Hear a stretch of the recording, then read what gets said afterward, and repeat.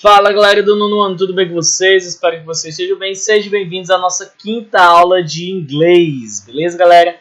Então nessa nossa quinta aula de inglês a gente vai fazer a parte 1 da nossa revisão. Eu achei melhor fazer essa divisão, ou seja, nessa aula a gente dá as duas primeiras revisões dos dois primeiros capítulos, que foi de aula revisacional, e na outra aula a gente dá os dois outros conteúdos que está relacionado ao livro de vocês, beleza? Show! Então nessa aula a gente vai tratar dos nossos conteúdos que nós vimos no ano passado. Obviamente quem lecionou comigo, quem lecionou em outra escola possivelmente possa ter visto ou não. Vai depender muito da grade curricular da escola, até mesmo da aplicação do professor. Tá bom? Então é isso galera, pega todos os materiais que vocês acham e julgam ser necessário para essa aula. Coloque aí em cima da mesa que a gente vai começar agora, beleza? Então, de primeiro modo, a gente vai tratar sobre o Simple Past. No modo geral, nós iremos tratar sobre o Simple Past. E isso vai ser tanto dos verbos regulares como dos verbos irregulares.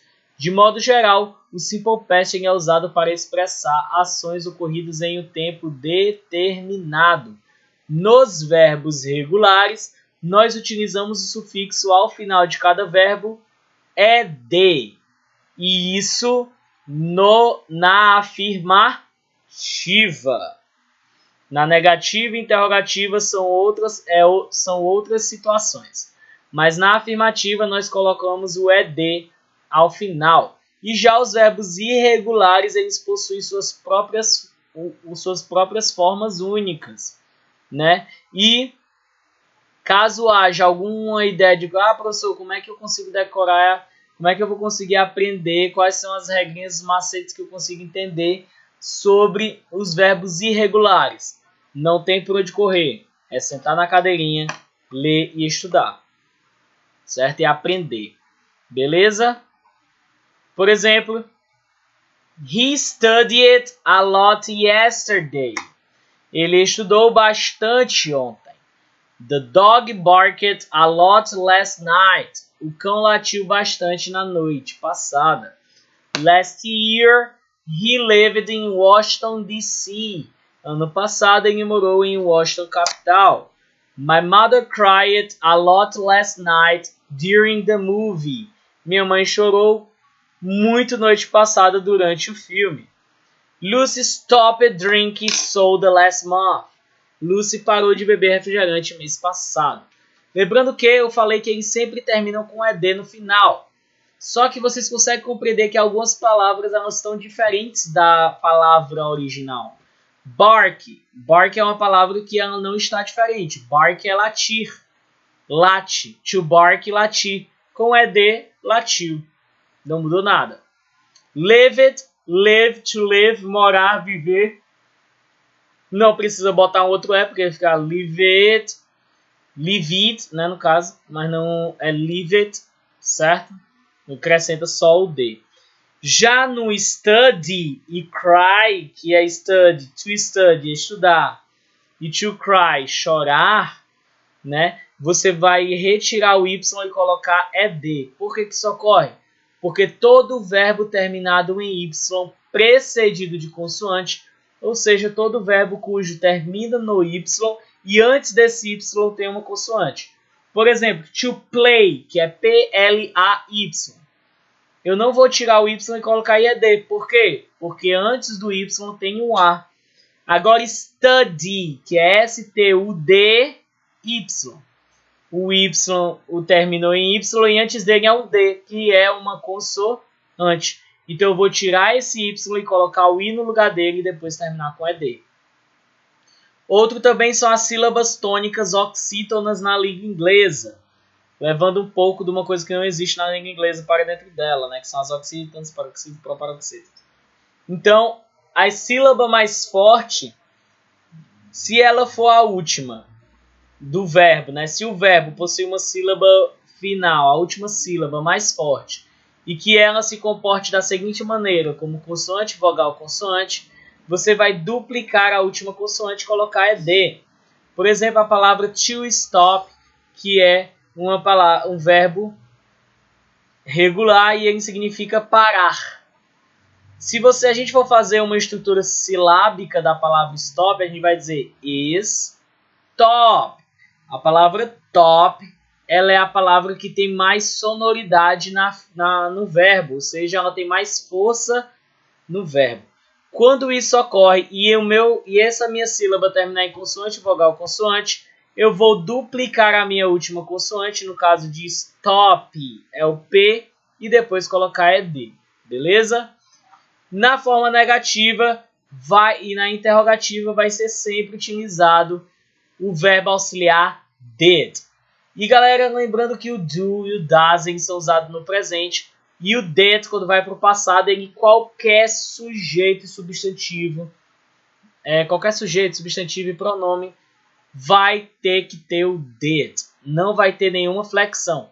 E o verbo principal, ele perde o ed e volta ao seu estado normal. Por exemplo, o verbo to wash, que é lavar, se fosse na afirmativa, ele ia ficar wash it. Como está na negativa, e tem o did not, eu coloco apenas wash. They did not wash the car this weekend. Eles não lavaram o carro esse fim de semana. George Washington did sign the document. George Washington não assinou o documento. E nas frases interrogativas, da mesma maneira, só que o did ele vai para antes do sujeito. Did George Washington sign the documents? Ou seja, George Washington assinou os documentos? É uma pergunta. Did Peggy and Olivia look after the baby? Peggy e Olivia olharam o bebê? A gente já explicou essa regra de uso, faltou essa segunda aqui, né, que é vogal mais o Y. No caso de to pay, a gente vai tirar o Y e colocar o ID apenas. To pay e to say, tá bom? Os demais continuam do mesmo jeito, são exceções. Beleza? Já os verbos irregulares, eles não possuem uma regularidade como o ED. Eles existem, têm a sua estrutura específica e individual para cada verbo, e você, como mero aprendiz de inglês, você vai ter que pegar boa parte dessas palavrinhas, desses verbos.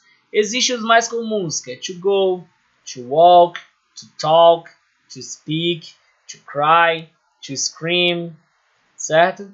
To dance, to drink, que são rotineiros na vida comum da sociedade.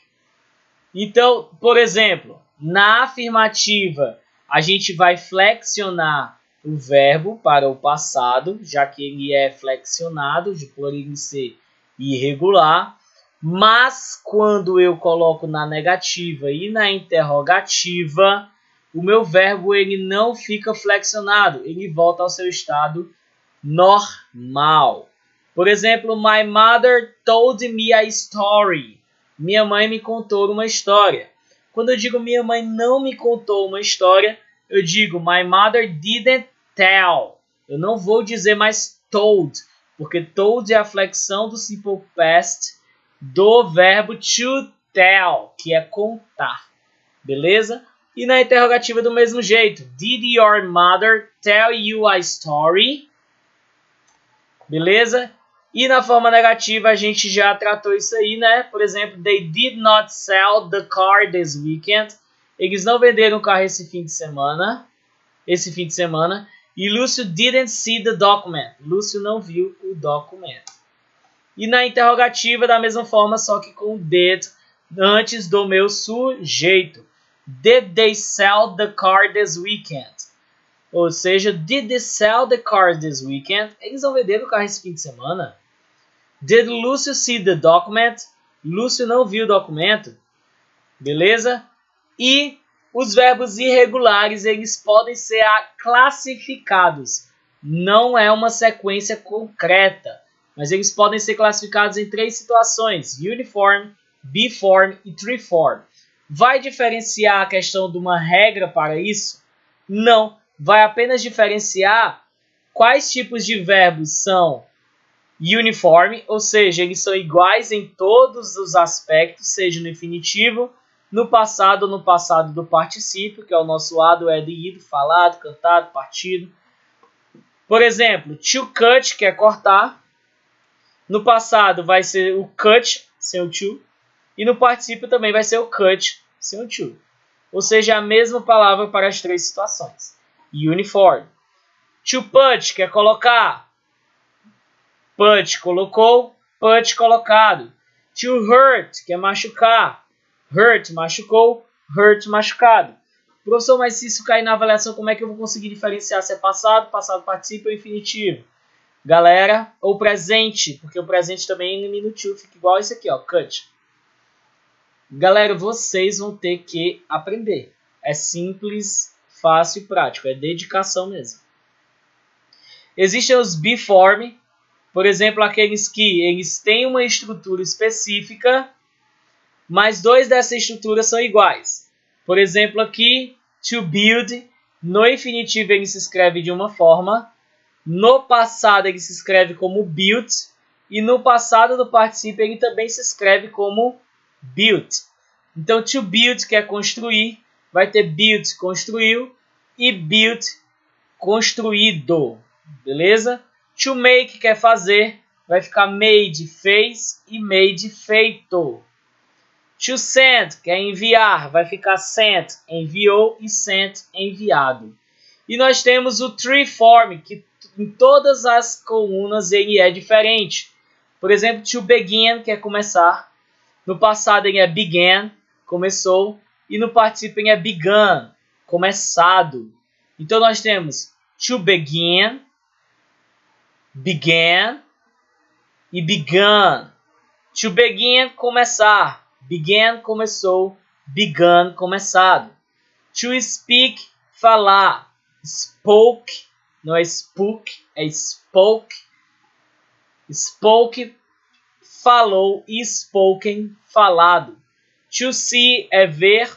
Saw é viu. E seen é visto.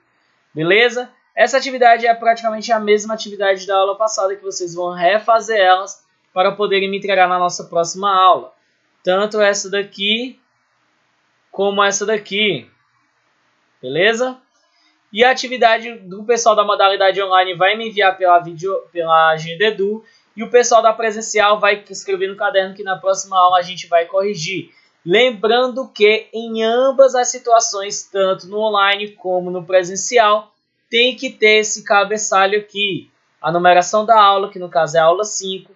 A disciplina correspondente, que no caso é o inglês. A descrição da atividade, quer dizer que ela está predescrita na videoaula, certo? E a data, que é 17, do caso 18 de 2 de 2020. Beleza? Show? Então, galera, nos sigam nas redes sociais, no nosso canal no YouTube, dar aquele like maravilhoso, nos acompanhe pela Agenda Edu. E eu estarei disponível a vocês nas quintas-feiras, no período de aulas online.